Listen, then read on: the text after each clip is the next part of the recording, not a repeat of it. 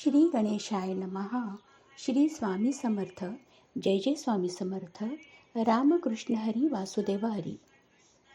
आज आपण इथे सेवेसाठी संत तुकाराम महाराज यांचा एक अभंग घेतलेला आहे. अभंग.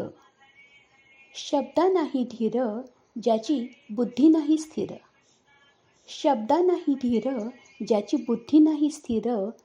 त्याचे न व्हावे दर्शन, खळा पंगती भोजन. त्याचे न व्हावे दर्शन, खळा पंगती भोजन.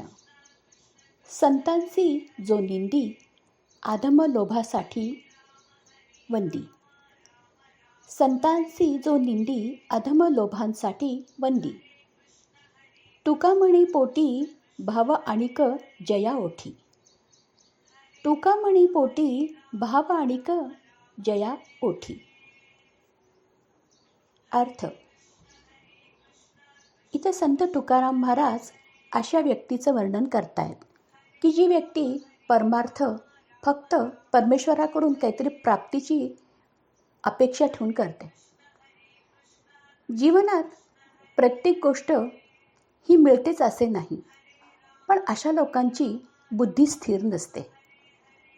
ते सतत परमेश्वराकडं त्यांना जे इष्ट आहे ते मागत राहतात आणि त्याचा परिणाम जर का ती गोष्ट जर त्यांच्या नशिबातच नसेल तर परमेश्वर देऊ शकत असला तरी अशा वेळेस नशिबामध्ये ढवळाढवळ शक्यतो परमार्थामध्ये संत किंवा भगवंत करत नाहीत. पण अशी लोक पुढं खूप अस्थिर होतात.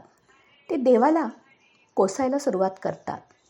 पण हे कर्म जे काही त्यांच्या हातून घडतं किंवा ही जी त्यांची अपेक्षा पूर्ण होत नाही त्यामागे ते स्वतःच कारणीभूत असतात हे मात्र ते सोयीस्करपणे विसरतात. संत तुकाराम महाराज अशाच इथं दांभिक भक्ताचं वर्णन करत आहेत. ते म्हणतात, ज्याच्या शब्दात धैर्य नाही, ज्याची बुद्धी अस्थिर आहे, अशा पापी व्यक्तींचे चुकूनही दर्शन घेऊ नये. अशा पापी लोकांना आपल्या जीवनात स्थान देऊ नये. त्याचं कारण म्हणजे असं आहे, त्यांचा अस्थिरपणा हा आपल्या बुद्धीलाही काही काळ का असेना अस्थिर करून जातो. त्यांच्या पंगतीला भोजनाचा लाभ घेऊ नये. तो दुर्जन आहे, संतांची निंदा करतो व द्रव्यलाभासाठी अधम श्रीमंताच्या पाया पडतो. त्याला जे हवं असतं त्यासाठी तो वारंवार परमेश्वराला वेठीस धरत असतो. तुकाराम महाराज म्हणतात, अशा व्यक्तींच्या पोटातील म्हणजे हृदयातील व ओठातील वाणीतील भाव वेगवेगळा असतो. म्हणजे ते जरी प्रार्थना करताना दिसत असले तरी त्यांच्या हृदयातला भाव वेगळाच असतो, पण प्रार्थनारूपी येणाऱ्या शब्दातून येणारे शब्द मात्र वेगळे असतात. अशा लोकांचे चुकूनसुद्धा दर्शन आपण घेऊ नये किंवा म्हणा त्यांना आपल्या आयुष्यात स्थानच देऊ नये, जेणेकरून आपल्या जीवनात अस्थिरता माजणार नाही.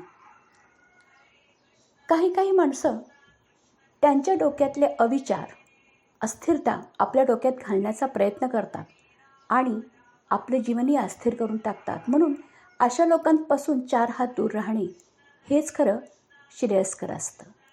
तरच आपण आपला परमार्थ शांतपणे करू शकतो, असं तुकाराम महाराजांचं म्हणणं आहे. श्री स्वामी समर्थ. जय जय स्वामी समर्थ.